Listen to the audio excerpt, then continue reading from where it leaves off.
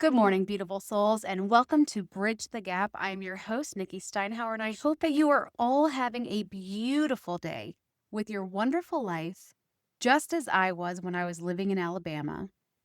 Come with me as we continue to explore my journey. So, there I was living in Alabama. I was able to escape the ongoing struggles and limitations of the military. I was able to have my family together for the first time. And even though all of this happened at the beginning of COVID, I was still able to establish my boundaries, work on my health as I was focusing on the foods that I was feeding my body and focusing on the workouts that I was doing, as well as the meditations that was just bringing peace to my mind. I was able to build those beautiful connections with my family, with my children, with my husband, and again, finally, with my siblings on a level that we were never able to connect at before. We bought a new house where I expanded my vision, my consciousness, and my sense of self as I made this house our home. Everything seemed to be going very well. So, do you guys remember that duplex that I built with my dad with my military bonus? We're going to back up our timeline just a smidge and kind of go over what happened with that. My husband and I, we weren't too sure what we wanted to do with that duplex after everything had happened with my mom and us moving out and buying a new house and all of these things. Okay, so we're backing up our timeline back to when we were in Texas. My dad said that he wanted to just sell the house and my husband and I wanted to buy him out. Numbers were thrown around, ideas were presented, but nothing was set in stone for the longest time. My husband and I finally decided that we wanted to rent out our side of the duplex. Again, there were many plans that were thrown around, but my husband and I saw the house as an investment. So after the initial freak out of, let's cut all ties here, let's sell the house in that frantic panic mode, we finally calmed down once my mom left to Alaska, and we decided that we wanted to keep the house. We wanted to take the equity and build another duplex. The whole time that we built the house, we were trying to move forward with this plan that we had decided that we were going to do in the beginning before we even built this first one. But this time, because of all the tension and my dad breaking away, we were just going to take the equity out and pay off my dad. But my dad never put my name or my husband's name on the deed. And even after paying the title company and scheduling multiple appointments for him and even online appointments, he always found a way to make an excuse of why he couldn't make the appointment. Even when it was set on a date and time that he said he was available. Even when we tried getting his side rented for him, he refused to let us be on the deed or help him in renting his side of the house with the rental company that we were using. It was red flags everywhere. But guys, the whole time that we were building this house, I trusted my dad, even though he kept trying to say that me and my husband were going to screw him out of money. Looking back and doing a lot of reflection and healing, I realize now what my dad was doing was something that is called psychological projection. And psychological projection is just a mechanism that was first described by Sigmund Freud, and it's a projection that occurs when people attribute their own unacceptable feelings or thoughts or behaviors to avoid confronting them in themselves. And research in psychology has shown that projection is a common defense mechanism. So, for example, someone who is dishonest may accuse other people around them of lying because they are unconsciously projecting their own behavior onto other people.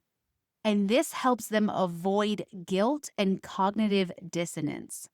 There's also been studies that were published in the Journal of Personality and Social Psychology that found that people who were primed to think about their own dishonesty were more likely to perceive dishonesty in other people. So this just supports the idea that projection is a way to externalize their internal conflicts. So again, a few examples of this would be a cheating partner might accuse their significant other of infidelity, even without evidence. And this is just something that I had seen growing up as well with my parents. But this accusation serves as a way to deflect suspicion from their own behavior. We also see this in politics when leaders or groups accuse their opponents of corruption or unethical behavior, while engaging in those same acts themselves. And this tactic is often used to manipulate public perception, to protect a narcissist's fragile ego and the way that the world perceives them. So when my husband and I asked my dad to put us on the deed to be able to rent out our side of the house, he would just say things like, leasing companies don't own what they're renting. You have text to prove that you own that side of the house. Why do you have to prove anything to a renter? I've never asked anyone, do you own this house on paper? Nobody says, I'm renting this to you because I own it. They just say, I'm renting this to you and it's a contract between me and you.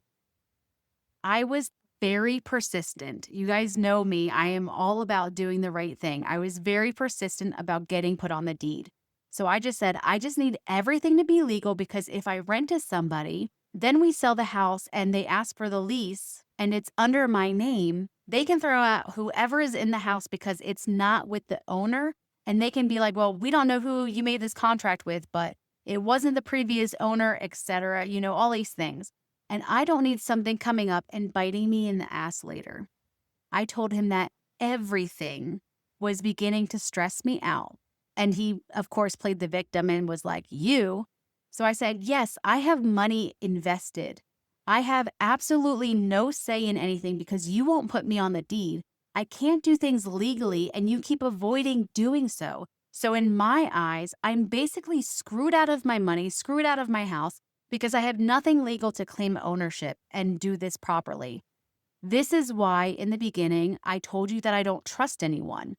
So I told him I need this house either sold now or to buy you out so I can continue my investments. I'm at a standstill financially because of this house. I said, we are probably going to be moving in February, hopefully, and I need all of this done before then. I can't continue to play these guessing games or have to make decisions on what ifs. I need something a little bit more tangible, a little bit more stable and concrete. But he would always ignore my texts. And when he did finally text me days later, he would always just change the subject. I wasn't able to get anything signed by my dad, and I never got put on the deed. But I wasn't going to have my side of the house just sit there when I could actually be making some money off of it. So in December, I asked to be put on the deed once again, but my dad refused, saying I didn't need to be put on the deed and I don't have to prove that I own the house in order to rent it out.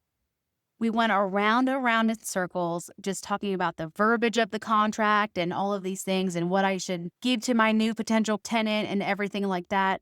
We couldn't agree upon anything. So at this point, I pretty much just crossed my fingers and I ended up renting out my side on January 1st. My dad had signed a contract with a real estate agent and he had told me that his contract was only until April 14th and that we would have to do the transfer of the deed once his contract ended with his real estate agent. So that made me feel a lot better. But in the meantime, while we were waiting for the contract to end with his agent, I pretty much just crossed my fingers, hoping that my dad wasn't lying, and I ended up renting my side, again, like I said, on January 1st. Even though I had my guard up, I was still trying to help out my dad. After all, it wasn't him who ruined our situation, it was my mom. But my mom had already moved to Alaska, and my dad kept traveling from Alaska to New Jersey and began to spend less and less time at the duplex, which it was understandable. I kept my distance as I was going through my healing during this time. And, his wife, my mom, she moved to Alaska. So, of course, he wanted to go see her and be with her. And he wasn't working too much down in Texas. So I just said, why don't you rent out your side of the duplex, especially because you're not spending as much time down here? I figured it would help him out financially instead of it just being an empty house. I even had a person lined up for him to move in May. But my dad continued to put off the rental process, and I'm not really too sure why. A few months go by. It's the end of April, so I asked my dad again to put me and my husband on the deed since the contract with the real estate agent ended, and we're getting close to being the 30 days after the contract ended, so we wanted to start the process again of getting put on the deed. but there was continuous avoidance and changing of the subject every single time that we spoke about it. I did also think that it was very odd at the time, but my dad continued to buy both me and my children a whole bunch of stuff. And he had packages consistently being sent to my house every few weeks.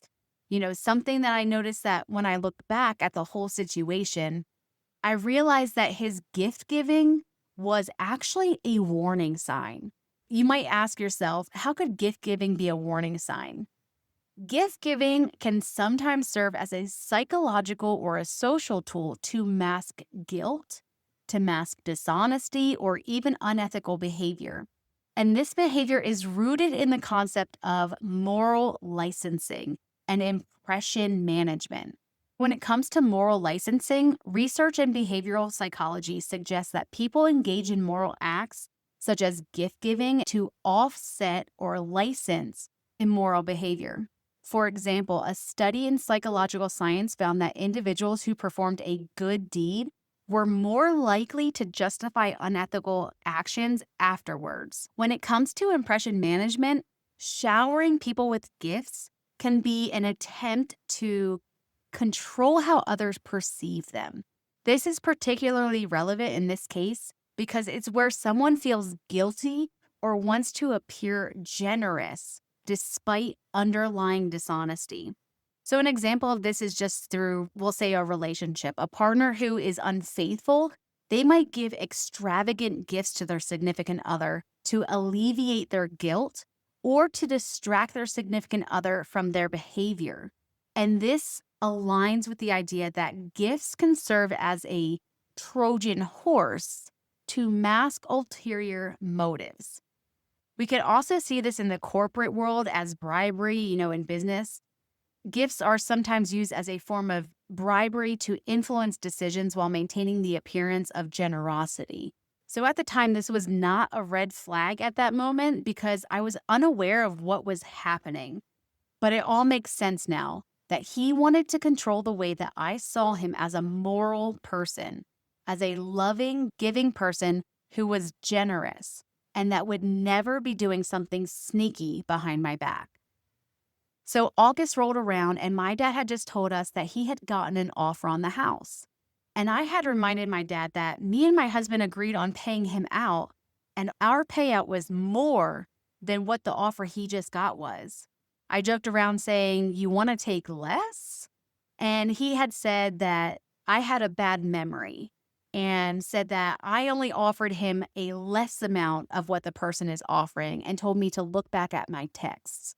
So when I sent him a screenshot of the text proving that I said what I said about my offer, he called me a bitch. But I just laughed it off and he replied, "I thought you didn't save anything." And then he told me that he was joking about the offer. I told him, I hope that he wasn't joking about the offer because I already told my husband about the offer already. And then my dad said, "It's a bogus offer."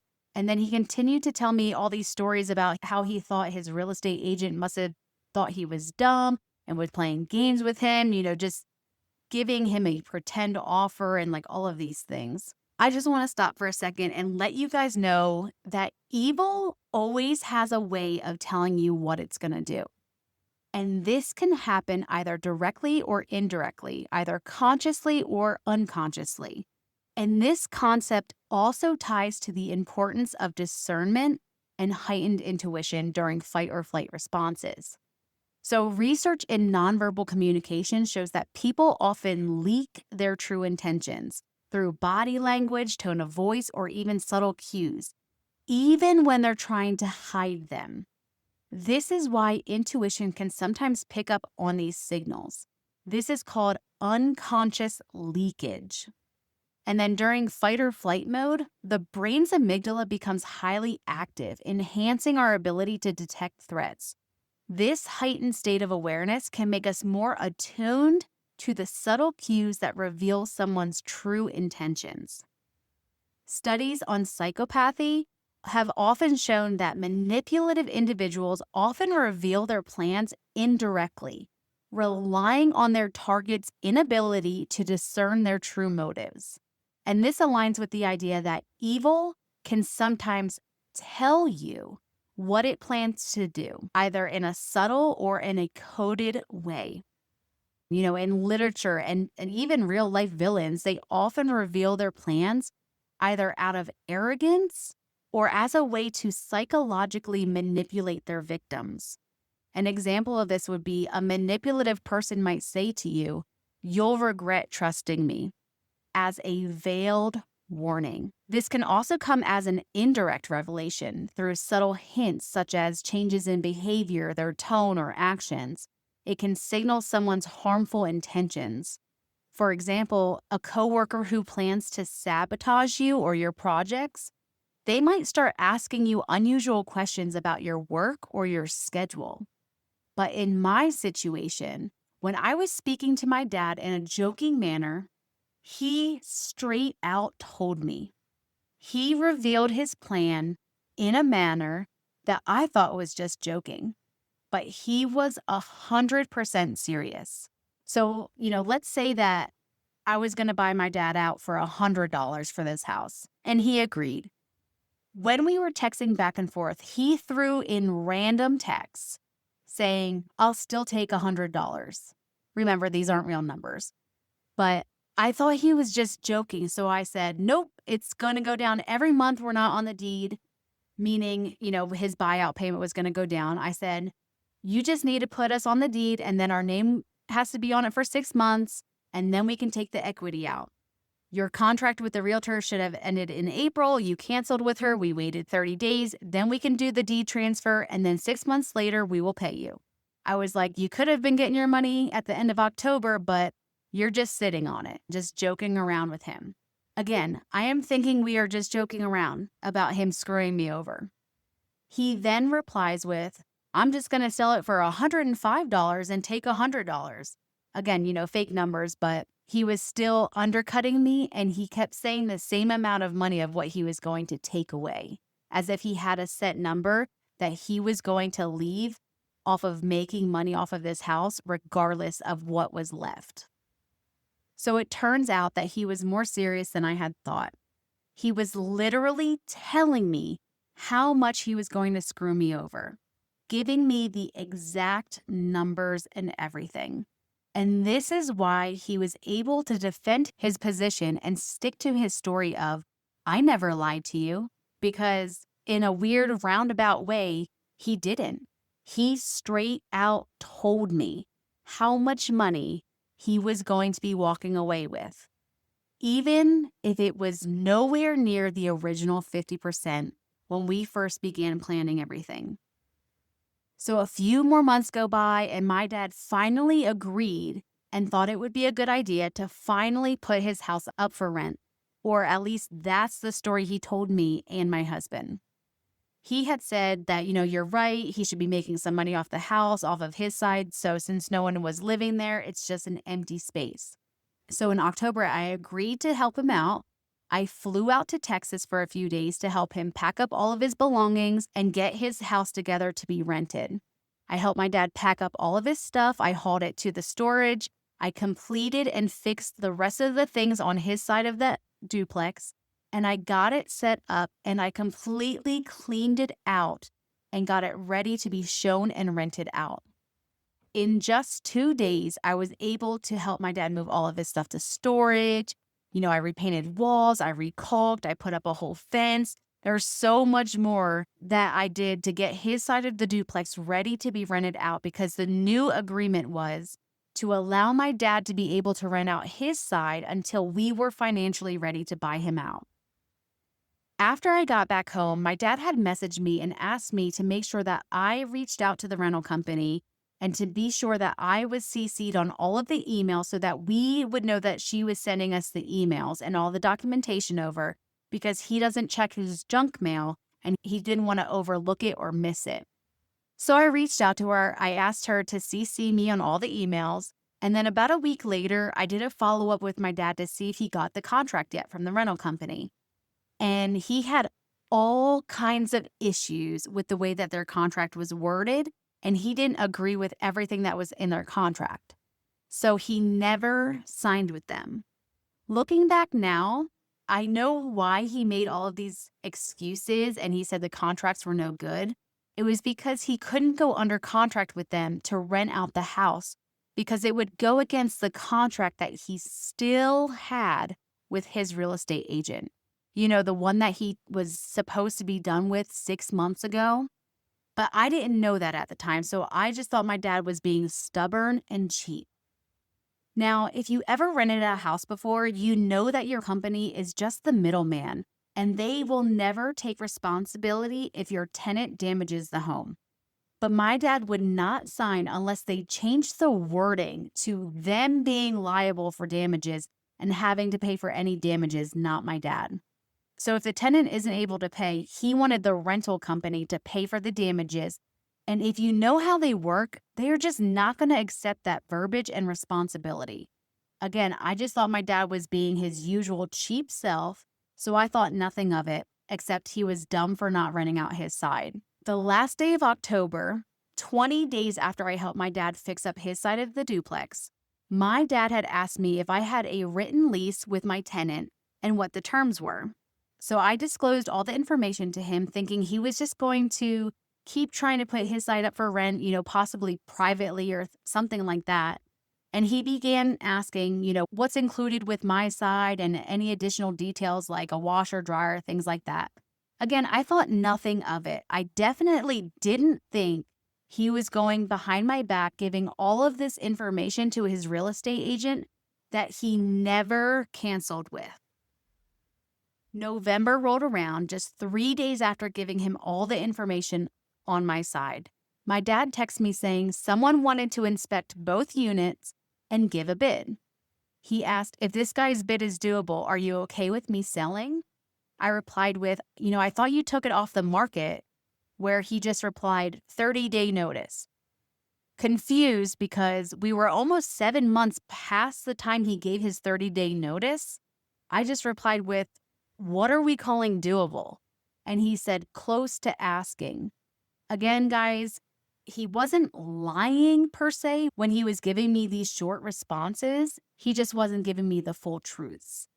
He did email a 30-day notice to his agent. He just never canceled the contract like he had made me and my husband believe he did. He then began to tell me that he had received 6 offers in the last 2 months and they were all ridiculous. Me, still confused, just thought that either my dad was getting offers from the people on the jobs he was doing or some people that he knew, or his old agent really liked the house and just kind of kept it in her back pocket and was directly contacting my dad with offers from some of her clients to see if my dad was still interested in selling.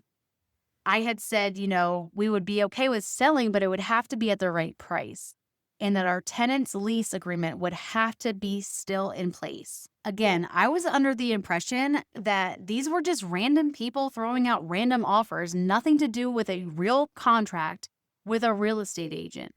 It was one of those, yes, everything is for sale for the right price kind of thing, not being really serious. The way my dad basically told us that he was no longer interested in renting out his side of the duplex was by saying, I've reached out to 3 rental company places and they all say they won't change the contract wording.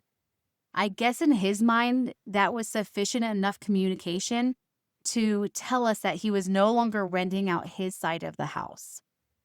A whole month and a half later go by, and you guys know that I was at my new house. I was still learning things. I was going through my spiritual awakening. I was connecting with my spirituality and my intuition and my gifts and just trying to enhance them during this time. So something in my intuition, in my connection, had told me to look at Zillow and to look at the duplex that we were selling.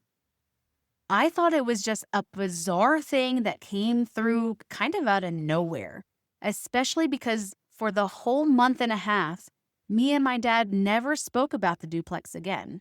So I just went on to Zillow and I looked at the house, what could it hurt? And I saw that the house was showing pending. I spoke to my husband and I asked him, would there be any other reason besides someone being under contract that Zillow would be showing pending? And he said, nope, not that I know of. So a whole month and a half went by. And then all of a sudden, I get this intuitive hit from my spiritual team to look at Zillow. And I am completely shocked at what I saw. So I did what I thought I should do. I simply texted my dad and asked him if he accepted an offer on the duplex. He replied with, "I told you about the people throwing an offer at me and thinking that it was fake."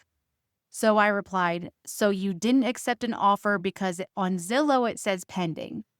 He kind of changed the subject a little bit and he began to tell me about how his house in New Jersey was showing pending for over a year. So I just said, "Okay, I was just asking because before it said for sale and now it says pending." He said, "So did the other house. It would say under contract." So I just said, "Okay, I was just asking."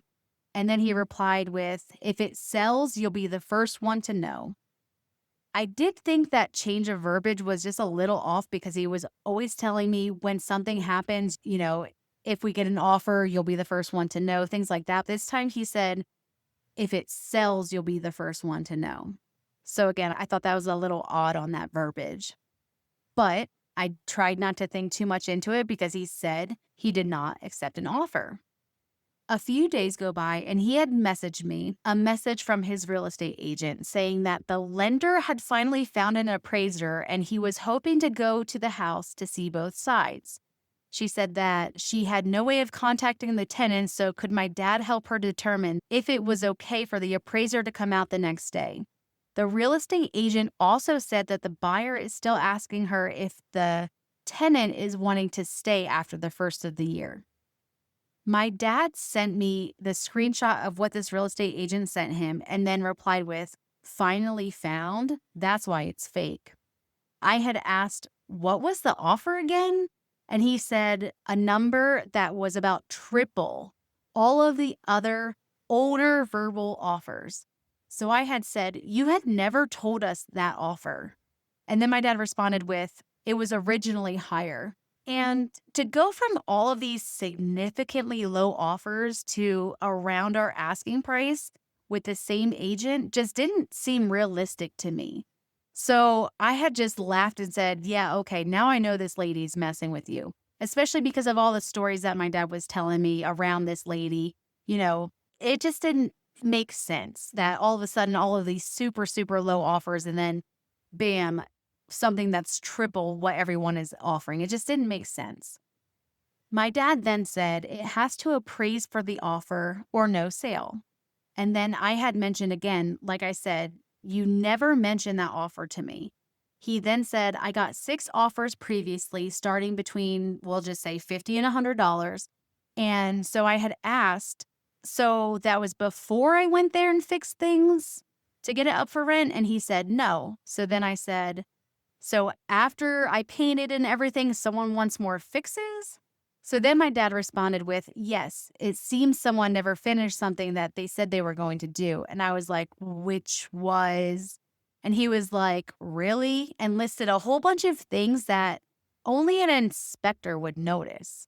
But for all I knew, it could have been an inspector or an appraiser or somebody making an offer. So I really didn't think too much of it, guys. I was too focused on healing myself and getting myself up spiritually that I was just kind of like, I don't really know what he's doing over here. Later that day, I messaged him back. I said, "Anything on that offer?" And he said, "Nothing yet." And so I asked him, "If you gave a 30-day notice to your agent, how is she still able to show the house? You gave her the 30-day notice about 2 to 3 months ago." Again, he did what he always did. He changed the subject and tried to start drama about my brother and his girlfriend. He did end up telling us on the phone that he thought he gave the 30-day notice, but then something happened where it didn't go through with email stuff. And so he was technically still under contract with his real estate agent. So I had said, "Okay, well, make sure you put in that 30-day notice to cancel with her." I had asked on the phone. It was just a 6-month contract and it should have ended automatically and not renewed. And he said that he was duped again, that it was actually a 12-month contract and a whole bunch of other lies. So I just said, "Okay, make sure you put in the 30-day notice so we can finally be done with this real estate agent. 2.5 weeks go by, and the company that I was going to use for my dad to help rent out his side of the duplex contacted me and had asked, what do you want to do with these keys that you spent a lot of money to overnight over here? Because this is when we were trying to get my dad's duplex up for rent on his side, so we sent the keys. We overnighted the keys to them so that they could start renting out my dad's side of the duplex. But then my dad refused to sign the papers. And now all of a sudden, because he just realized that he's still under contract with his real estate agent, that he cannot have any changes to his contract with her. So I reached out to him asking, do you want us to just put it in our name so you can start collecting rent or something? Like, I don't know what to do because it'll be the same thing as what I'm doing on my side. 3 days go by without a response, and he finally messages me back and says, "Why would you sign a contract that the realtor said wasn't good?" At this point, I'm just so over all of the stories and his lies. So I just kind of roll my eyes and I'm like, am I having her send my keys back? And so he had said he had already told her to send the keys to him. Granted, these were my keys for the duplex. My dad had a set and I had a set. My dad said that he didn't have the funds to overnight his key. So I said, it's not a big deal. I'll overnight my key to her so you don't have to worry about it.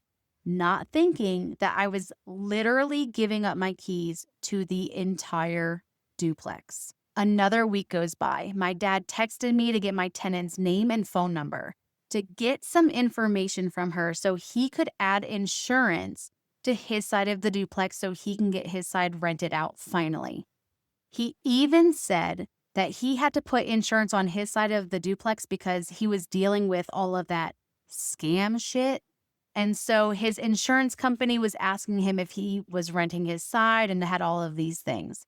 So I said, okay, I had reached out to my tenant to get permission to give out her information. And she had known my dad from when he was still living there. And she's like, yeah, sure, not a big deal. I'll help him out.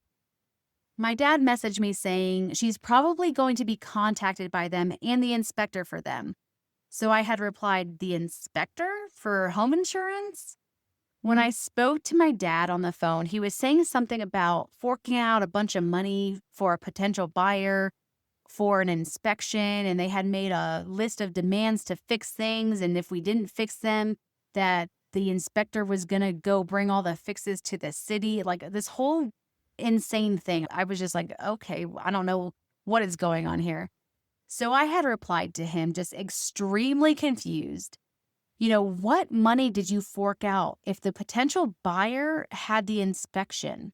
You don't pay for that. And if the inspector did bring it to the city, they can't make you change anything, even if you were trying to sell the house, which we aren't.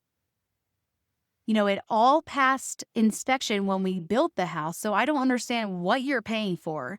And the insurance company didn't call my tenant. Some random guy claiming he is closing on the house in 2 days called her and asked her if she wanted to stay in the house so they can discuss the terms. I said, things just aren't adding up and I'm trying to make sense of it all. So then he said, I'll contact you after work. You're catching me on a very busy Monday. So I just said, okay. Again, not thinking that anything shady's going on behind the scenes. A few hours later, my tenant called me frantically saying someone called her and said that she was getting evicted and she would have to move out. And I was like, what the heck? So I told her, just give me a minute, that, all of this must be a misunderstanding and that I would get back to her. She sent me a picture of a for sale sign in the front of the house, but my dad said that it was there because he was selling the other lots that he had owned that were next to our duplex. And he said that the real estate agent must have placed it too close to the house. Again, I assured my tenant that she would not be getting evicted from the house and that I would call her back to see what was going on because I wanted to see where the miscommunication was coming from. So I reached out to my dad again and he didn't respond. So I told him, please call me as soon as possible because my tenant is freaking out about a phone call that she got earlier and I had no answers for her. My dad didn't respond until the next day. And then he told me that he would call me at lunch and then texted, And admittedly, I was duped into getting the tenant's info and feel stupid about it. As soon as I read these words, I was furious because I just gave out all of my tenant's information and my dad was telling me he was duped into giving it to some random person. So I responded, I don't understand. How did you get duped by your insurance company about getting my tenant's information? I'm also going to need the name of the insurance company because I'm going to look into filing a lawsuit against them for giving out my tenant's information. If there's anything going on with that house, please tell me. He had said, I thought the guy was from the insurance company because he mentioned insurance. I told you I was having a very busy Monday as I'm having a very busy Tuesday. I thought the guy was from the insurance company and he wasn't. The real estate company asked me for the tenant's information numerous times and I refused to give it. So I guess the guy got my phone number and mentioned having to get insurance and needing the tenant's information. Again, the information that he gave me was so broad and unspecific that I thought the guy he was talking about was the guy from the insurance company, not some random guy who bid on our house. So I had said, so you weren't changing your insurance to rental insurance? Some random guy just called you out of the blue, asking you for my tenant's information, and you just gave it to him? That doesn't scream scam? And he said, because I was switching to a different policy for having a rental, I thought they were calling for additional information. So I asked, does he work for the real estate company? And then my dad had said, supposedly the guy it was putting an offer on the house. So I said, so this random guy who put in an offer on the house, which we never accepted, is asking you for my tenant's information. Should I be filing a restraining order? And he replied with, I told you I thought it was a scam, so I accepted the offer to see how far this was going to go. I spoke to you about this and I said, what if it sells? And you told me that if money from the house shows on your taxes, it's going to screw you up. So this has been going on for 3 months now. Do you guys like how he just sneakily put that into his text messages, so later on he could say, I told you it was going on for 3 months.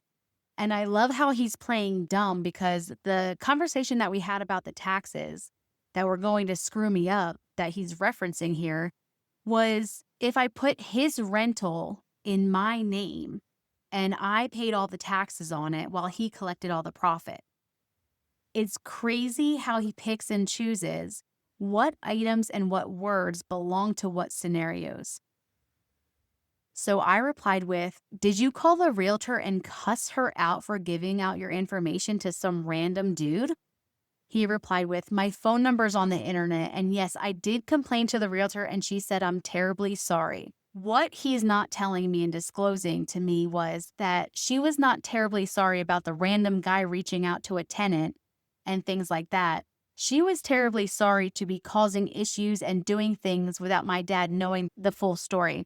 She was sorry for not telling him about the new closing date. So I said, wait, what? You never told me you accepted the offer and we were talking about taxes on your side of the rental. If we put it under my name with the rental company, you never told me you accepted an offer and that the house was being sold. So I guess now we can't buy you out like we agreed? He did not respond, so I replied with, so this guy is closing tomorrow on the house. He said, yesterday was the first time I heard about a closing for this 15th, and that was from you. I contacted the real estate lady and she said that she thinks it's in the works. So I said, okay, so what was the offer? And how can she say that she thinks it's in the works? She's the agent and she knows both sides of the parties at all times and she can see the whole process. How does she think? That makes no sense. And my dad responded with, I've never been contacted by the title company. The title company normally contacts everybody asking for more information, etc. I'll know better today at lunch. I told him the title company's never going to contact the seller or the buyer. They go through the realtors. They will never contact you. He then responded, well, if it's not a scam, you'll have your down payment for your next house. I was so confused, but my intuition was screaming at me. I looked online and I saw that the house was still up for sale, still pending, but my dad had said if he had got an offer, I would be the first to know. So I just did some logical and spiritual recon, and I had found out that my dad was selling the house from under me and had been under contract for almost 2 months. I had found out the guy's name, who he was. We'll just call him Bob at this point. That he was from New York. I found out how much the offer was for, the fixes that were requested, the closing date, the day the offer was accepted, all of the information. And all this information was 100% confirmed through various sources. So I was beyond mad at this point. But I wanted to see how far my dad would take his whole charade. I was pissed. I'm not going to lie. I was pissed. So I messaged my dad. So what was the offer? He told me, and then he sent a different offer as if he didn't really know what the real offer was. So I said, so what was the agreed price? You had to sign a paper stating the offer in detail to get this far. Is that why you said you were putting out all this money? He said, I only put about $450 out, which I don't like putting money out. With no repairs other than electrical, they gave me a whole list. So I had said, so can you send me all of this paperwork that you never told me about, or email traffic that was going on because you never told me that you were fixing anything? He said, I tried to do the email traffic last night, but I fell asleep. The whole time he was making excuses of why he couldn't send me or forward me the email traffic of all of the documents and everything that was going on. And something was always coming up about it. So I texted him and I said, it took a random guy calling my tenant for me to know anything or question you because you told me I would know everything that's going on with the house. He messaged me back saying, you make me feel like you guys are just sitting around talking about all the times that I've screwed you out of money, and this is going to be an additional time. Do you see how he's trying to play the victim here? So I just said, if the closing's at least a month away on the high side for closing, you should know what the selling price is, what the taxes are, what the closing costs are going to be. Do you remember any of those numbers from the contract? Because again, he was having issues trying to send it to me. I said, I never accused you of screwing me out of money, but I do feel like you're being very sneaky behind my back with everything. I said, this guy is saying that he's closing tomorrow, and I had no idea. And I said, I never said the 15th. So now that we are on that topic, how do I know you're going to give me my buyout or my half? And exactly how much? How am I going to be getting my money? He said, that's exactly what I said. You're just remembering all the times that I ripped you off and think it's going to happen again. I haven't ripped you off. That's why I'm saying I didn't know anything. Nobody gave me a list of anything except for repairs. You told me yesterday that your tenant said the guy's closing on the 15th. And I said, that's impossible. If that's the case, you can sue the fuck out of your agent. But I know you, and if this guy is closing, you had to have signed a contract. That's why you're doing repairs, to uphold your part of the contract. I know you read everything you sign. I know your agent didn't just give you some random repair list and you blindly started to fix things. He said, I never said that. So I said, I have no objection of you selling at that price, but it's the being blindsided that I care about. He said, I accepted the offer and was waiting to see where it was going. Having conversations with somebody that never remembers the last thing they said makes it difficult. Do you guys see the gaslighting here? You always swear you told me something you never told me, and I'm the one being blindsided and feel stupid because of that phone call yesterday. I think I should have known about the 15th before the tenant did. Again, not feeling bad that he didn't tell me, but saying that he feels stupid because he didn't know about the closing on the 15th before the tenant did. Again, more gaslighting, and more victimization. I said, I don't think you're going to rip me off, but how are you going to send me my money? And how much are you going to be bringing me? Again, my spiritual team had already told me that he was not going to be honoring the 50%, the half that we had originally agreed upon because we had 50% ownership and that we were going to get 50% of the sale price. Even though me and my husband put in way more money to build that house than my father did, as well as paid all of the bills the entire time that we were living at that house together.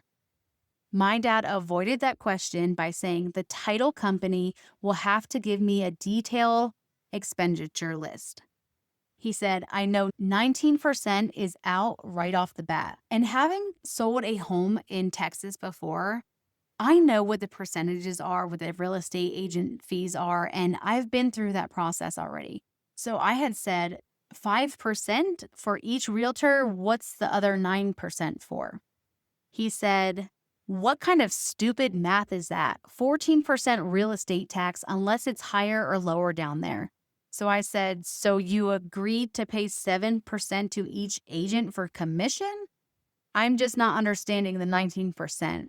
He said, did you not read 14% real estate tax and 5% realtor plus property tax and or prorated taxes? So then I replied with, so you settled for less than what we were going to buy you out at? Also, I am required to give my tenant a 30-day notice of change of landlord, or she can sue me. So can you please call your realtor and let me know if the house is being sold? Because at this point, he was still unsure. He sent me a screenshot of his conversation with his realtor, who said that the documentation was going to be going out on the 14th. And that was in just a couple of days. That was 2 days away. And so I replied to my dad, so I have 2 days to notify my tenant of the change. Who is paying if I get sued? And does it say in the contract that her current contract is acknowledged or no? Is that why he is calling her? He ignored all of my questions and just said, you have her as a month to month, not much of a contract. So I replied with, this is why I'm pissed. I just got done telling her yesterday that everything is okay and there's nothing to worry about. Don't worry. I'll make sure I give you the 30 days notice because you told me that everything was okay. Now I have 2 days notice and it doesn't matter how long the contract's for. It's still a contract. After her initial 6 months, it turned into a month to month. Now I can't honor our contract and I'm about to get sued to all hell. And he just replied, no. I said, no to what?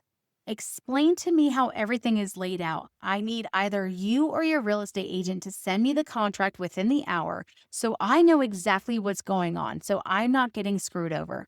If I don't have it, I will have to call Bob, the buyer, directly to see what he intends to do with my tenant because I'm not trying to get screwed over or screw her over. He said, I don't understand all of this getting screwed over stuff. And who said the tenant's getting evicted? I said, I find it hard to believe that there's 2 days to closing and you have no idea what's happening. He said, you can think what you want, but I swear to God, I did not know. He said the original contract was for November something and then December 2nd and then January date for closings. That's why I thought it was a scam.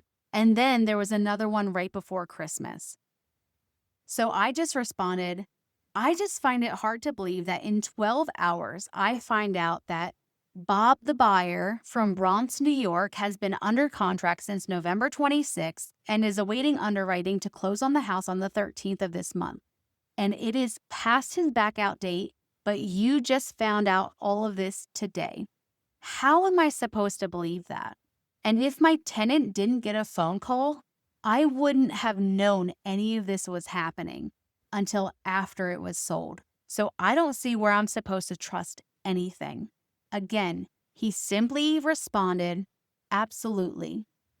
I said, you have to sign a contract in order for him to get to underwriting. So last you told us was a verbal offer. What original contract are you speaking of? We were never told that you signed a contract. He said, I told you that I received many verbal offers, not that this one was a verbal. I accepted an offer for a quick closing, and they kept pushing the day off and pushing the date off. I already told you, that's why I thought it was a scam. First delay was he didn't have a bank. Second delay, couldn't find an appraiser. Third delay, couldn't find someone to underwrite. That's why I thought it was a scam. I just responded, you never told me you signed a contract.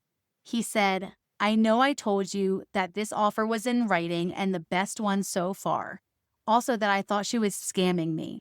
And I told you that I'm going to run with it and see if it's a scam. I sent him all of the text messages and screenshots of when we spoke about this house. And I said, this was all that you said on it. And he said, when we talked. Basically trying to say when we talked on the phone. I said, absolutely not. Like, there's no way. Then he tried lying and saying that my husband was in the background saying that he thinks it's a scam too. And I said, yes, when it was a verbal offer and when these offers were triple less of what this offer was. He said, no, I told you. She kept sending me verbal offers and I was ignoring them because they weren't in writing. And I said, that's why we said it was a scam and don't trust your agent until everything was in writing, because all of the stories that you kept making up around your real estate agent and how shady she was. And it was just, everything was telling us that she was doing things shady and wrong. And then I had asked, so when did this all go in writing? He said, whenever I told you I was going to run with it and see what happens. They put an offer in writing with stipulations. So I said, when were you going to tell me this? Over a month of information was not relayed to us, even though we were asking questions about it. He said, honestly, I thought it was all just going to stop and the person was going to back out just like the first written offer. I said, you told us you gave the agent a 30-day notice and she was making up verbal offers. That was the last thing that I heard because you kept avoiding the topic, which makes me think that you're intentionally blindsiding me. And he simply said, no. Then I said, I told you when I put it in writing in an email what my intentions were. She came up with an offer, which he never said to us at all. Then I said, you could have at least told me this was happening. They had to put down earnest money too. You never said that to me. There are so many steps that you could have informed me of. He said, I know, I'm sorry, but like I said, I thought it was a scam to keep the listing active. And I said, and for you to claim ignorance on everything is just unbelievable. I know you. If I don't have the contract by 1 today, I'm going to call Bob the buyer because I'm going to save my ass and not get sued and make sure my tenant is taken care of. He said, why wait? Call him. So I said, so you're withholding the contract from me. And then he told me to shut the fuck up. He said, I don't have it on me. I told you I left my iPad at home, which he never did. He always had his phone and his iPad with him. And I said, that's why I said, you or your realtor, call her and have her forward it to me, please. Listen, like I said, I'm okay with selling. I just need to cover my ass, which you of all people should understand. I'm not trying to mess up the process, but I need answers and clarity on the situation. He said, I hear you. If I have a heart attack today, it's your fault. So I said, so can you please call her and have her send me the contract? How do you think I feel? I have to back channel everything to get information. Again, he just kept saying, let me see if I can get it for you when he was home with his iPad. And I kept saying, but for real this time, not like you keep saying you're going to do and I never get anything. At this point, I wanted to start showing my dad how much I actually knew about the contract, so maybe he would start being more honest with me. So I messaged him. He is trying to charge her more for rent.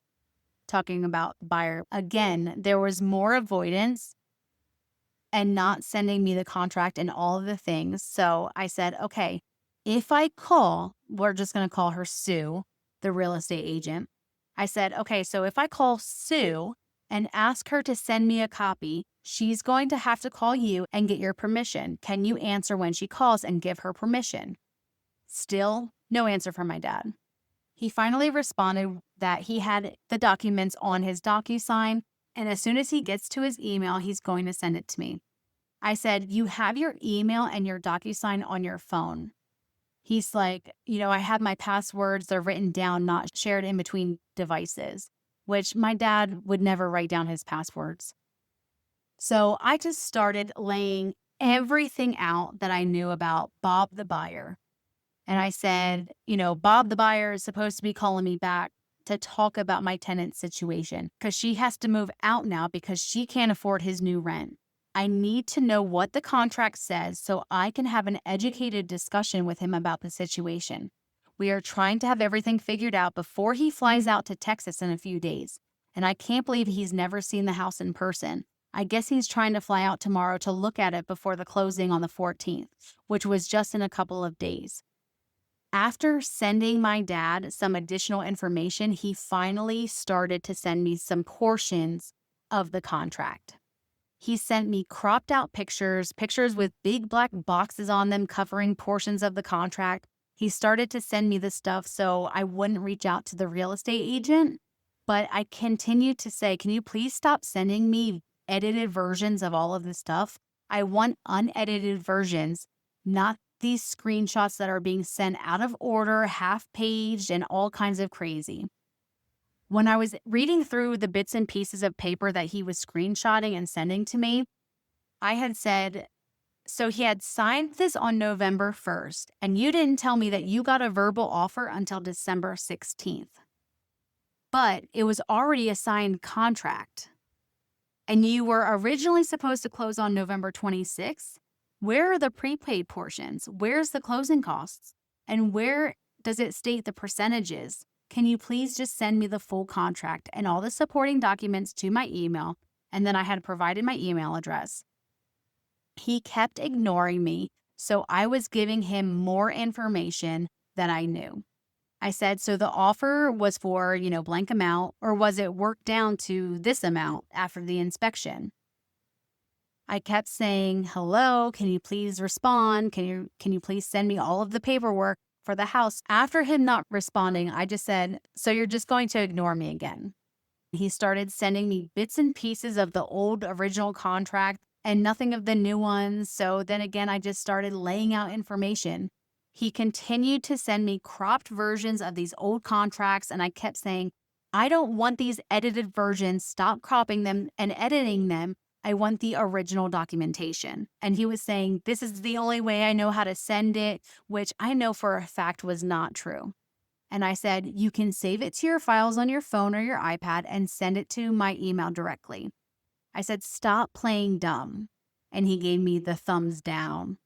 And since he was having such a difficult time sending me the contract, I said, okay, so then give me the password for it. Give me the password for your DocuSign so I can just access it. You claim you have nothing to hide. Give me the username and password for all the documentation. He then responded, I'm not going to spend another day of you insulting me. I said, really? Or another day of all your lies unfolding? You're stressed out because you can't keep your story straight. He said, name one lie. Tell me all the ways I've screwed you over. The only person making any money on this freaking house is you. And you have the nerve to say that I'm trying to screw you. So I had heard this one before. My dad saying that the only person making any money on this is me, not him. We ran into the same scenario when he helped me put a roof on a house. My dad had helped me put a roof on a house, and I told him that I would give him half of the money that I was making if he helped me. Some things went down because the people that I was working with did not listen to my heeds of warning. So there was a lot of damages that had happened, which forced us to spend an extreme amount of money over what we were supposed to be spending on the roof, which cut into our profits. My dad kept guilt tripping me, even though he was the one who said, no, it's fine, don't worry about it, when I was warning him, because he didn't want to spend a couple dollars on some tarps. We ended up spending thousands of dollars on fixing the damages that had occurred. When everything was said and done, I gave my dad his money, in which he had told my siblings and a bunch of people that I screwed him out of. But what he apparently didn't realize is that I ended up giving him about $2,500 when me and my husband took home $500. because I felt guilty of having my dad help me do the work and not getting close to what I had originally said. I was trying to keep my word in the best way that I could. So instead of half of the money, I gave my dad significantly more than what both me and my husband together brought home. Yet he still complained that it wasn't the $3,000 that I had originally said that he would get.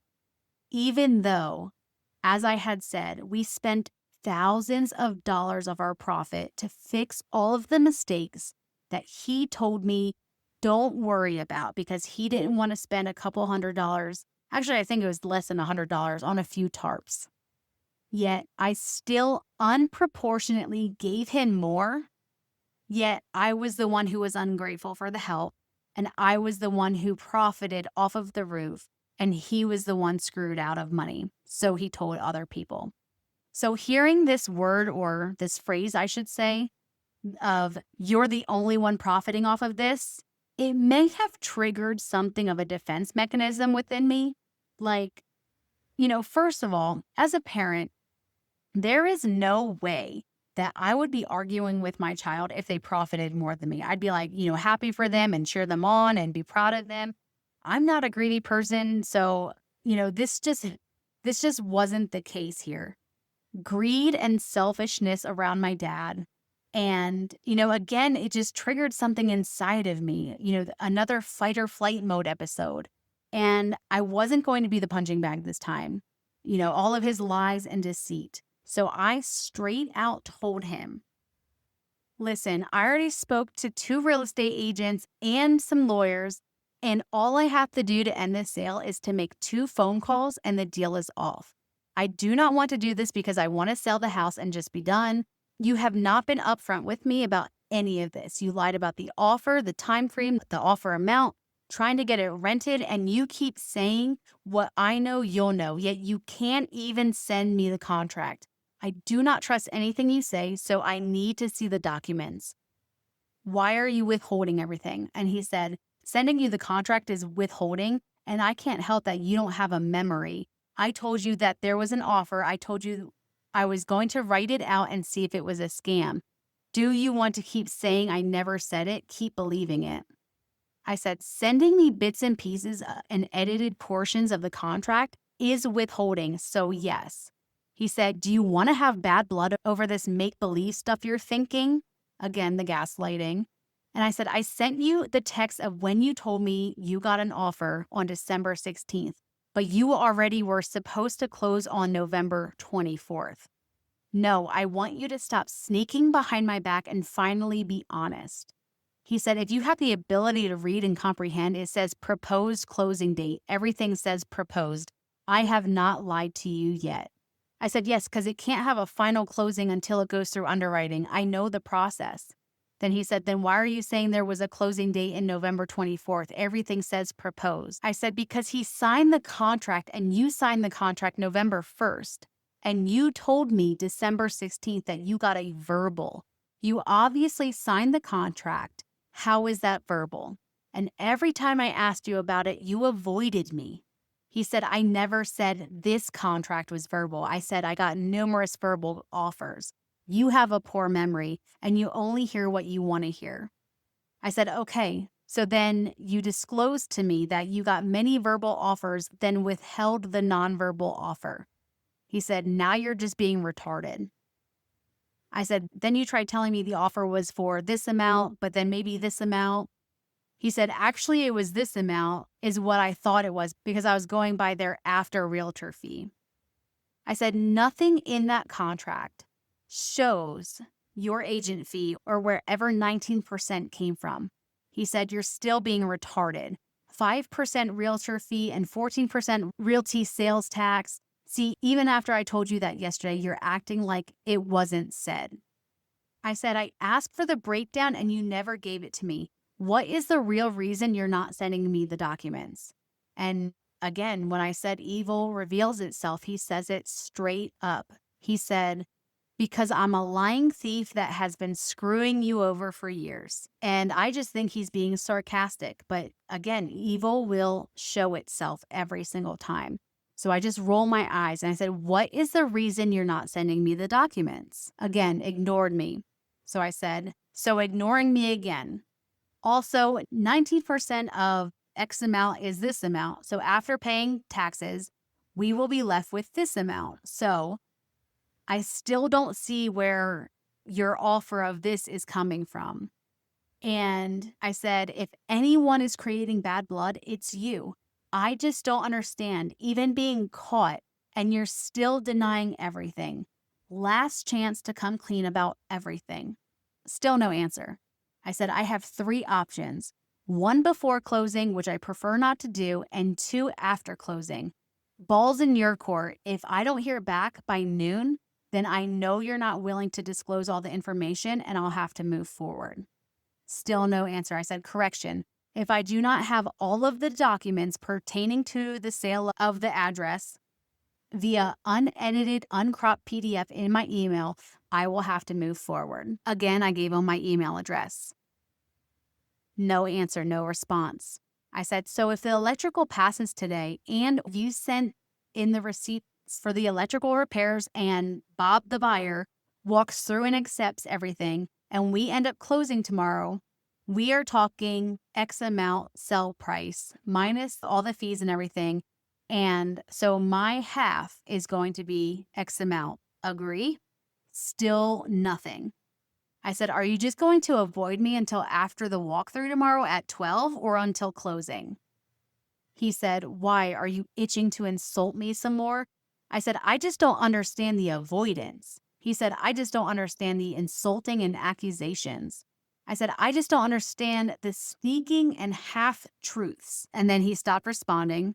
A little bit later, I messaged him at noon for when the closing was.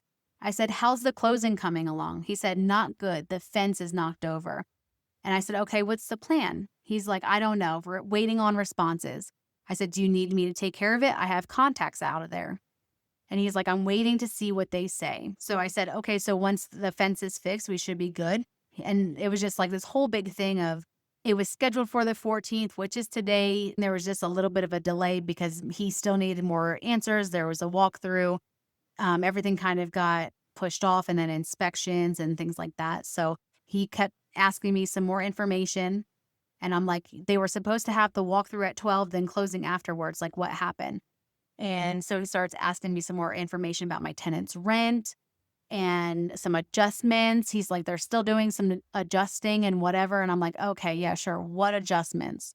And he's like, whatever they're discussing. And I'm like, in my head, I'm like, they are discussing the adjustments with you. Like, I just don't understand. So again, he kept avoiding giving me information. I said, okay, if they're adjusting things, you'll have to re-sign and send the closing contract. What kind of time frame are we talking about? He said, I just sent in notarized paperwork and they want me to send them money through Venmo and they don't know how Venmo works.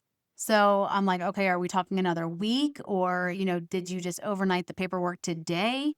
And he said that he just overnighted the paperwork. And I'm like, okay, they're not going to do the PDF for closing. Everything has to be wet signed. So when did you send the wet signed paperwork in? Just now? And he's like, no, the post office was closed, all these things. So what my dad wasn't disclosing was the paperwork that he had to re-sign was not actually something he had to sign. It was something that my mom had to sign. And I had found that out. So I had asked him, I said, so mom had to sign with a notary. Was she able to sign? So if the papers get there today, you should be funded by 10 o'clock. What is your plan for bringing me my half of my money? And again, he just ignored me. And he was just like, missing documents.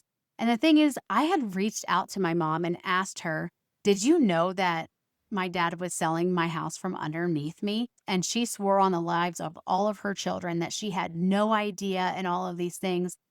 And I was shown that my mom had to get a notarized signature so that she didn't claim any of the profits and things on the house and like all these things. And basically saying that she didn't own the house. So my mom also went behind my back with my dad and lied to me about her knowing the whole time he was selling the house, signed paperwork and all these things, but still said to me, no, I had no idea. Your dad would never do that to you and things like that. And I'm just like, okay. The truth will reveal itself. So the house gets closed on, and I'm asking my dad, what's the plan for you coming here and giving me my half of the money and all of these things? So again, the house was closed on, everything was good. And I was trying to see how my dad was going to cash the check, or if it was direct deposit or whatever, and how he was going to give me my money. What my dad didn't realize was that I had spoken to multiple people that he had grown up with and lived with and things like that about this whole situation. And I had asked, do you think my dad would actually take my money from me? Because that was the message my guides were giving me, that he was not going to give me the 50% profit. And so I had reached out to many people, and they were all like, yeah, your dad screws over people all the time for money. Like, it's not new with him. That's what he does. He screws his employees over and all of these things. And I'm like, okay, so do you think he would do it to me? And they're like, honestly, I mean, every single one of them was like, well, honestly, it's just a natural thing that he does, but I would never think that he would do it to his own child. And I'm like, that was my thought. So I'm like, I'm hoping that he wasn't going to screw me out of my money. So then I just started asking, what is your plan? What is your plan after you cash your check? And he said, I'm taking it one step at a time. And I'm like, okay, are you giving me my half of the money? And he's like, I'm cashing the whole thing. And I'm like, of course, like, duh, why would you only cash half of it? But I'm like, yes, after you cash the whole check, are you going to give me my half of the check? And he's like, I don't understand a dumb question. Are you a hard up for money right now? Do you need me to Venmo you or something? And I'm like, I don't understand the avoidance of the question over and over again. He's like, because it's dumb. I said, you took away my income with the rental. So yes, my family will be struggling now. And he responded with, gay. I said, it's not dumb. It's a question you, for some sneaky reason, won't answer. And he goes, here we go again with the insults. I said, yes, it's so gay that you took money from my family. He said, so you don't want your portion of the money? I said, it has been over a week since closing, and you still have no idea what you're doing, or you're just not disclosing that information for some reason. You won't answer simple questions. I just don't understand the insult. Unless you're talking about taking my income behind my back, then trying to hold my half of the check, yes, that is an insult. Yes, I want half of my money, not portion, half. And then he continued to say, the person who has the least invested is always the one claiming to be the one being ripped off. All of his responses are just solidifying the messages that I've been getting with my spiritual team. I said, least invested? Really? So you are trying to scam me out of my half. He said, LOL, see, nothing has happened and you start accusing instantly. I see that you just want to argue, so I'm not going to entertain. I said, so if you're not scamming me, are you going to give me my half of the check? Again, he was avoiding, he didn't respond. So I said, okay, avoiding the question again. So you're not going to answer the question? And he said, you're creating a whole story in your head and asking me the same questions over and over. You just want to fight. I said, no, I want an answer. I want to know why you went behind my back and lied to me and accepted an offer and kept me in the dark until I found out 2 days before closing from a stranger. I want to know why you didn't ask me if I wanted to sell instead of our original plan of us buying you out. I want to know why you kept making up excuses for 2 years to not put us on the deed, which is obvious now, I guess. I want to know why you took money from my family and now I can't pay my bills next month. I want to know why you are trying to play dumb, why you won't answer any of my questions. You say, when I know, you'll know. So I guess you're still deciding if you're going to give me my half. You're the one creating drama. Will you or will you not be giving me my half of the money? He said, I already told you I'm giving you your money after I cash the check. I can't keep answering the same question just so you can argue with me. And granted, like I said, this has been a week after closing. So he had already gotten his money and done all these things. This is a week after closing. I said, you keep saying my money and avoid saying half, which makes me believe you're trying to scam me out of my half of my money. He said, the only one trying to scam someone is you. If I give you half of the money, then that means you expect me to pay all the taxes, all the fees, the rent that I just paid back. So who's scamming who? I'm done with this ignorant conversation. And I said, okay, now we are finally getting somewhere. So now we can finally have an adult conversation about it then, instead of you ignoring me. I said, what have you paid for that you're looking to get reimbursed for? I said, so that's $350 for the rent that you paid. What taxes and fees did you pay for? I said, you said $450 for electric repairs. I just need to see receipts for that. What else? Again, I'm messaging him. He's not responding anything. I said, so are we not discussing this? A whole day goes by. Did you end up going to Texas today or are you going on Sunday? 3 days go by. He asks me for my routing and account numbers so he can send it to my account. Me stupidly, I give him my account and routing numbers and the name of my bank and everything. And I said, how are you depositing it into my account? He just kept saying, I don't know. The bank teller needs all this information. I said, who needs it? And he's like, maybe direct transfer or whatever they do. The bank needs the information. Don't stress out about keep looking at your account over and over. It won't happen until the end of business day. And I'm like, okay, well, any transfers or payments that go into my bank account, it usually shows pending right away, but then it's not going to be available until it clears. So I said, can you please send me the receipt from the bank teller? And then he just goes off on all the information that the lady gave me this morning was for somebody who had a bank account at their bank. So I have to deposit it into my bank account and then transfer it to you. So I said, okay, so then are you doing a transfer or are you just bringing me cash? He said, I was planning on bringing it to you, but then you guys made it bad. So if I transfer, I have a receipt and everything. So I said, okay, then you're going to deposit the check into your account and then transfer the money to my account. Is that your plan? Again, no answer. So I'm like, did you cash the check or deposit it? I will fly to New Jersey or to Texas. That way you can give me my cash. He said, I cashed it. I'm flying to Jersey now.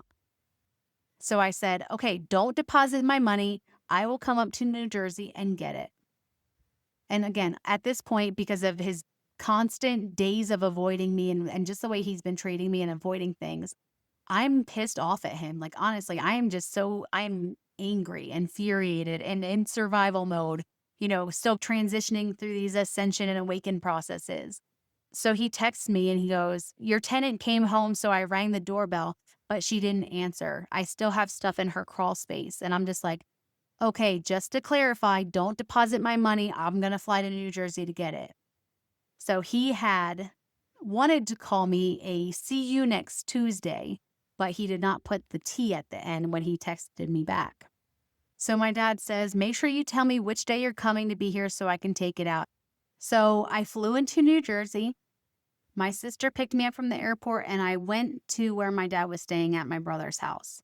And my dad came home, we were there, and I said, hey, I'm here to pick up my money. And he basically said, I don't have the money on me. I have to go to my bank and get it.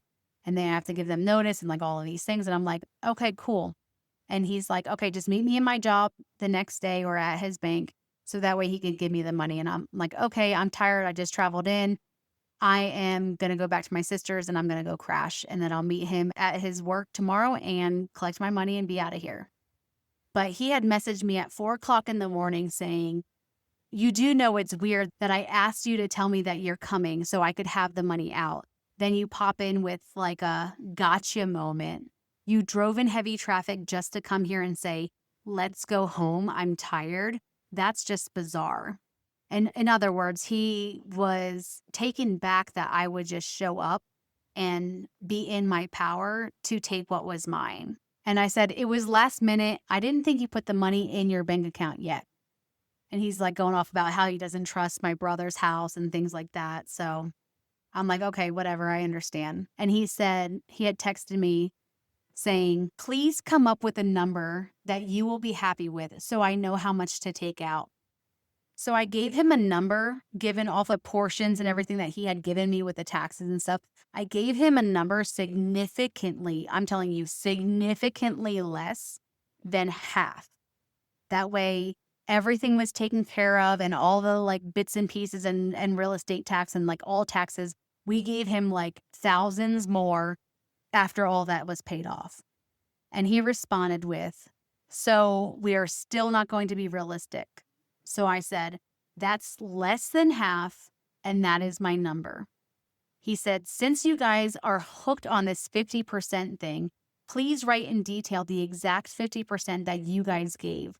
And I will write in detail the percentages that I did. We can discuss this tonight, then I'll take the money out tomorrow. I won't be arguing over text while I'm at work.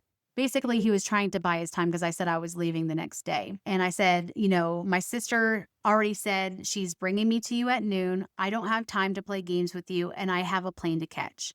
We will show up at noon.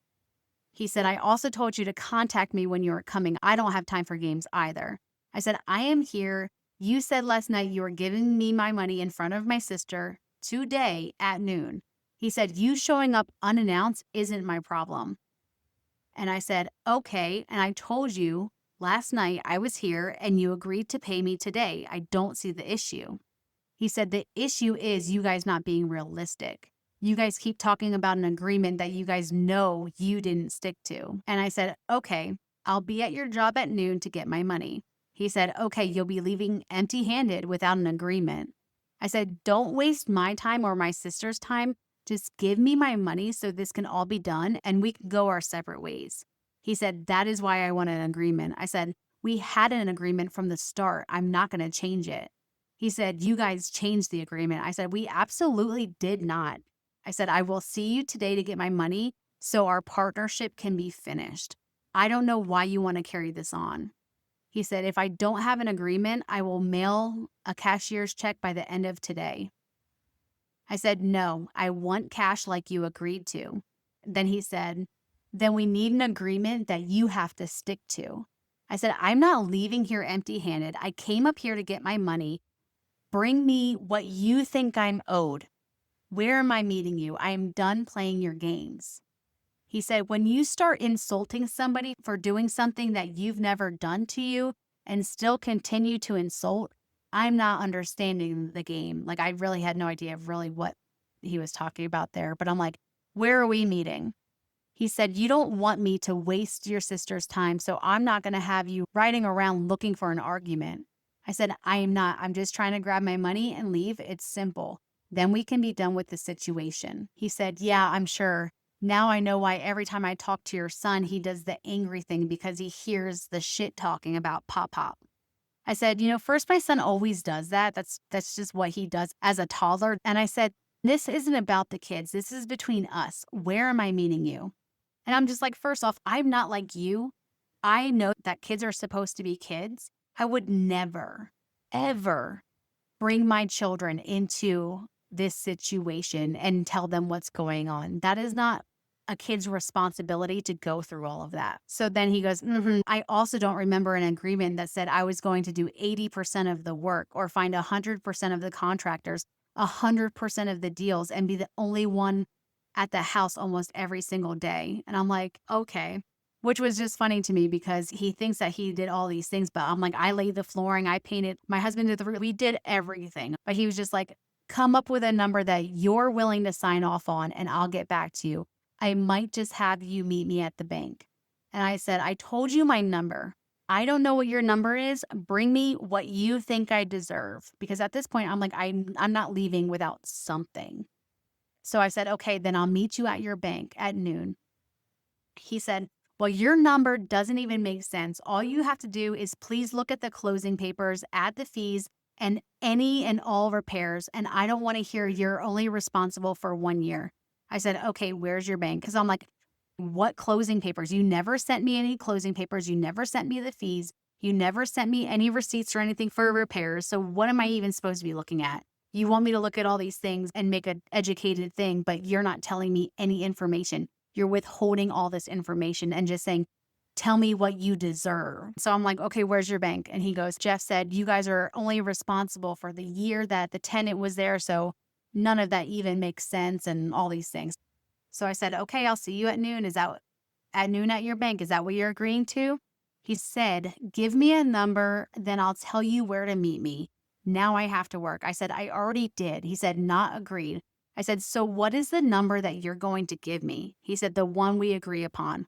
I said, okay, so then where am I meeting you? He said, give me a number and then I'll tell you where to meet me. No more circles. So I just threw out another number that was unreasonably low. And then he countered with just an insulting number. And then he countered with an even lower number. And I'm like, I don't care anymore. Just give me my money so we can be done. And then he gave me a lower number. And I'm like, where am I meeting you? He said, I'll text you in a little bit, and then gave me a different number. He said, because you threatened me with legal action, I'm going to need you to sign off on an agreed amount before money exchanges hands. I said, give me X amount of money today. And then he started going lower and higher and then like going all over the place with all these numbers. So we went back and forth a few times, probably like 6 or 7 times of a number. And then he said, do you agree to signing off that you're 100% responsible for the taxes on the money, the deposit for the tenant, that you are paid in full as to the agreement on the house and all these things, and don't hold him liable for any of the costs or the expenses pertaining to the house and all this stuff. And I'm like, where am I meeting you? He said, so you're not willing to sign off. I said, what am I signing? Because he just texted me that. He's like, did you not read the text? I'm like, why would I pay 100% of the taxes? I paid the deposit back to the tenant already. And he's like, 100% of the taxes on the money that I'm giving you and all these things. So I'm like, why would I have to pay taxes on the money that you give me? Taxes came out at closing. So like everything he was saying just didn't really make sense to me. He said, not the house taxes. There was no real estate tax taken out. So if there's any other tax that pertains to the money I gave you, you would be 100% responsible for the tax. And I'm like, what do you mean there's no real estate tax taken out? Like that makes no sense. But he basically said, if there's no tax in the future, then there's nothing to worry about.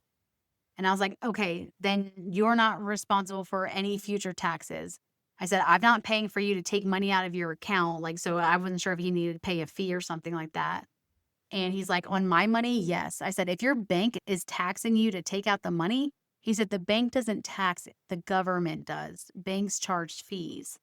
And I'm like, okay, I'm so just exhausted with this conversation that I'm just like, okay, so you were already charged all the fees up front when you got the money. And if you're giving me cash because I told you not to deposit my money, then okay, what fees or taxes are you speaking of? He's like, neither do I. But if something arises, you would pay your part. If any taxes or fees arise in the future, you would be liable for your part. So I'm like, yeah, okay, sure, I'll pay my taxes on my part. So where am I meeting you? At your job site or at the bank? I said, meet me at your bank with the money at 11 and then have the money in front of me and I'll sign. So he sent me the PDF of a contract that he had written up. And so I told him, I'm not signing anything until I get the money and it's counted at the bank. He said, that's not how it works. You sign and then you receive. And I'm just like, oh my gosh, again, just give me my friggin' money so I can just end this relationship with you because this is just tiring. So then he asked me what our ETA was. I said 10 minutes. And then he's like, a little heads up, I'm on my way would have helped. I said at 11 o'clock, I'd be there. He's like, you say a lot of things. I'm here. Were you joking about 11 o'clock? And I'm like, my sister took a wrong turn, so we're behind a little bit of traffic. And he's like, okay, well, you're just going to have to come back. And I'm like, no, we're right down the road. Like, we're less than 2 miles away. And we got stuck at a light. So he's like, what color car are you coming in? I told him my sister's car. And then we did the exchange and I signed the contract. And that was the last interaction that I had with my dad for almost exactly 4 years. From January 27th, 2021 until December 2024. And my dad said, I told you, you would be the first person to know if we got an offer. After a few days of going back and forth and my dad ensuring me that there was no way that he was selling the house, even when we were informed that we were just waiting on a notarized paper from my mom.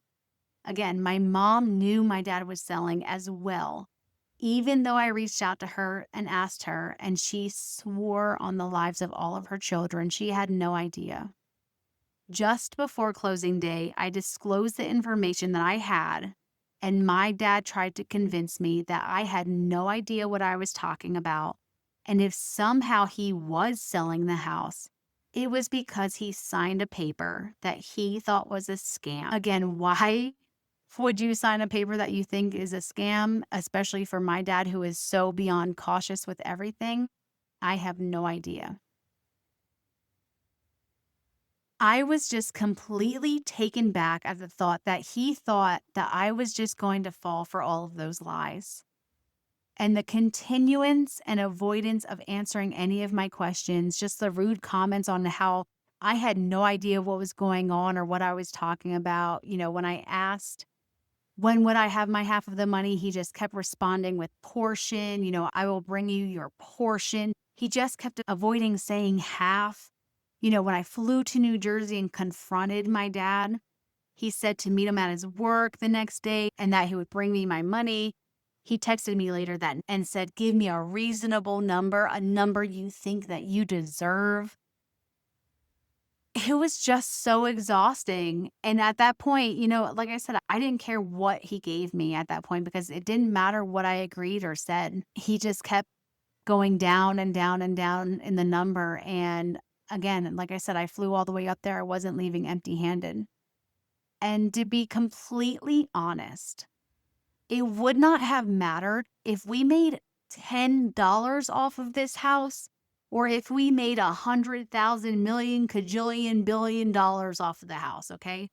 The fact of the matter is that he consistently lied to me, tried to play mind games with me, manipulated words, told half truths, and tried to convince me that I had no idea what I was talking about, saying that I don't know where you're getting your facts and information from, trying to make me believe that I was delusional once again. And his excuse for not giving me half of the money was him just saying that I never did as much work as I said I was going to do, and that my husband didn't do as much work that he said he was going to do, and that all of these random fees and fines that he was paying, and everything was just so secretive and incomplete. But the reality is, the consistent lies and deceit were enough for me to put up a permanent boundary with my dad. I was never delusional.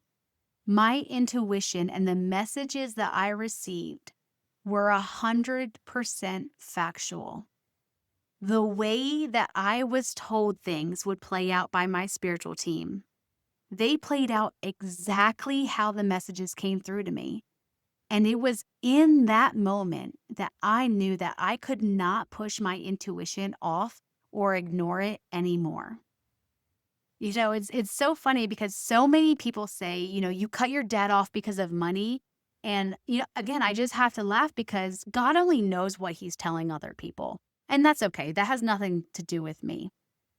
He had told many people that the reason he didn't give me more money was because he got fined for not having like the grass cut on some of his lots that he owned in Texas when he was living in New Jersey and for some random things. But when I asked why he thought I deserved less, I was never given a list until way after everything went down. And most of it didn't even make sense. Again, I just laugh at the grass vines because, for one, they had nothing to ever do with when we were building the house or anything like that. I also cut my dad's lots, many of them, multiple lots, for years. And I never asked for a dime. He got a fine one time because my mower broke and I wasn't going to push mow half an acre being 9 months pregnant. Remember, it was just me and my kids. I was pregnant. And I would be loading up my lawnmower using my gas, putting my lawnmower onto my trailer, cutting multiple of his lots. And again, I never asked for a dime. The whole time my parents lived with us, never asked for a dime. When we moved into the duplex, I paid the bills. I had always been over giving and overextending to help my parents out, always at the cost of my own well-being and the well-being of my own family. Yet to him, he believes that I cut him out because of money, or at least that's what he tells everybody. Not anything had anything to do with anything he's ever done. No, of course not. All of the memories I have in my head are just fallacies and delusional anyway. Just like my business that I created, the business of helping others heal. To my dad, energy healing is a fake business based on false beliefs designed to scam people out of their money. Probably like that scam document that he signed to sell the house from under me. He has said that anyone who falls for that spiritual stuff is delusional. And in case you guys haven't caught on yet or noticed, the whole world is delusional except for my father. But that is completely okay because I trusted the universe and I started my business when we moved to Maryland. Again, against all the criticism, the mockery, and the hate for what I do, I still opened a small office and my life was so beautiful. It was quiet and drama free. I connected even closer with my siblings and with their significant others, as well as my nieces and my nephews. It was such a beautiful time. I felt in control of my life and at peace in my life. My kids finally felt at home and integrated within the community. But, of course, Uncle Sam had other plans. My husband had gotten orders, and my spiritual team told me that I had to move to Wyoming because it was an important part of my journey and that if I wanted to grow, I had to go out there. So I trusted. We moved out to Wyoming to start over yet again. I opened a downtown office for about 6 months, but was only able to work out of it for about 2.5 months. I started seeing new clients, teaching meditations at the local coffee shops, and on base for resiliency days. Things started to pick up surprisingly quick. And then I got a call, a devastating call from my sister. A call that we will go into detail about next week. So, if you thought this conversation was a shock, then I'm not too sure you're going to be able to handle what we're going to be going over next week. Ultimately, though, my journey so far has been one of resilience and transformation. I learned to embrace my spirituality, my gifts, and really step into my authentic self while also holding very firm to my beliefs and my boundaries. Again, next week, we're going to be diving into the challenges that I faced after moving to Wyoming, how I continued to grow spiritually, and exactly what happened when I got that phone call from my sister. Until then, remember, healing is a journey. It's not a destination. It doesn't matter where you've been, as long as you're taking steps to get to where you want to go along your path.